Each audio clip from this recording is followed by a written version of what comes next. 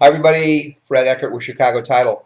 A lot of people ask me about tax sales, buying tax defaulted property because people have defaulted on their taxes. So I'm going to give you a little primer on this. This is going to apply primarily to Southern California. However, what I'm going to say will apply probably throughout most of the country, but you need to check your own county, check with your county tax assessor, recorder, clerk, or tax collector, and go on the web, take a look at it there. But I will say this is the biggest key for all of this is caveat emptor, let the buyer beware. Now, what happens with the tax sale? Well, I'm going to give you the Southern California one. In fact, the next auction for Southern California and San Diego is going to be March 18th. And you want to check your own to make sure that you know what the dates and so forth are. Plenty of information is available at the San Diego site, which is sdtreas, T-R-E-A-S, tax.com. You take a look at it and you find the information, the property list, and so forth. So what happens in one of these? Well, in California, a borrower has until 5 p.m. on the last working day prior to the sale to redeem the property. And what they have to do is, if they're going to try to redeem it, they have to pay the back taxes, and they also have to pay the cost of the sale. They can do that basically with cash or a cashier's check or a money order or traveler's checks. They can't just give a regular check at that point if it's within 30 days. If it's outside of 30 days, they can use a regular check. Now, what does that mean to you? Could you go down and bid in these properties? Yes, but I'm going to go back to the idea of caveat emptor. Take a careful look, whatever state you're in, whatever county you're in, take a look at the property. Here's where a title company like ours can help. We can give you a plat map. We can give you comps. We can give you the current vesting deed. We can look for any recorded easements. That's probably about the limit. We can look for if there's any other taxes that might be owing, such as Mello-Roos. Now here's the key. Easements are important because there might be easements that prohibit you from using the property.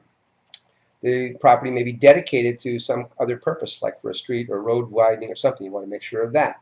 You're going to want to make sure that there's not other taxing agencies who have agreed maybe to the sale but are not agreeing to take a loss on theirs. So you want to make sure that you know if there's other taxes owing. Mello-Roos comes to, for example, in California we have Mello-Roos, might be a possibility in other parts of the country also. So take a look at all of that. So can you bid on the property? Yes. What happens when you get the property? Will title insure that? Well, what we'll do is after 1 year, the reason for that 1 year, even though the right of redemption for the borrower in California expires, as I mentioned, just prior to the sale, the reason for that 1 year is there have been cases where borrowers have successfully claimed that they weren't notified, they didn't know, that something was an error, and in those cases, those have been overturned. So that's why the 1 year. Now, will we insure at that point? We'll take a look at the property. We'll evaluate it, and if it can be insured, we will insure it at that point. So what you want to remember is that that's not something you necessarily have to have an escrow for. You just would contact us and say, I have this property, I bought it at this tax sale, it's been a year, I'd like to get it insured. And I think that's a great way to do it. You want to have property with title insurance. I think in most, you'll see now with the foreclosure situation we have, a lot of emphasis was put on title companies, and in fact the strength of title companies. And Chicago Title, we are the largest in the nation. So are there other things that you might want to know about? Yes, depending on where you're going to be bidding, you're going to have to register. You're going to have be able to pay for the property at the time of sale. In San Diego, in fact, if it's over $5,000, you can have basically an agreement with the county that says you'll pay a minimum amount and then pay the rest later on. So you can have that agreement with them. But you want to check for your own particular county, wherever that is, check that and make sure that you know all the rules and the regulations and so forth. I want to make sure that you have information regarding the tax sales.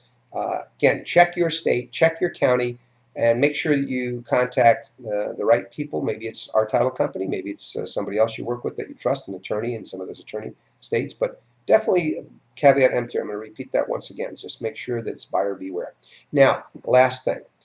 If you're in Southern California in particular, but even if you're in other states, we're having a contest at my company for winning an iPad, and I would certainly love to win that. And if you are inclined to, and you can, if you can give me a referral for a title, an escrow, somebody buying, somebody selling, somebody refinancing, all of that counts.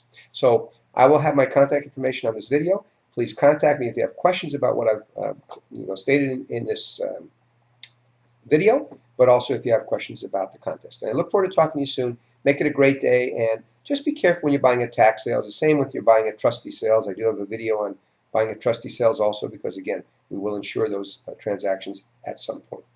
Thank you very much and make it a great day.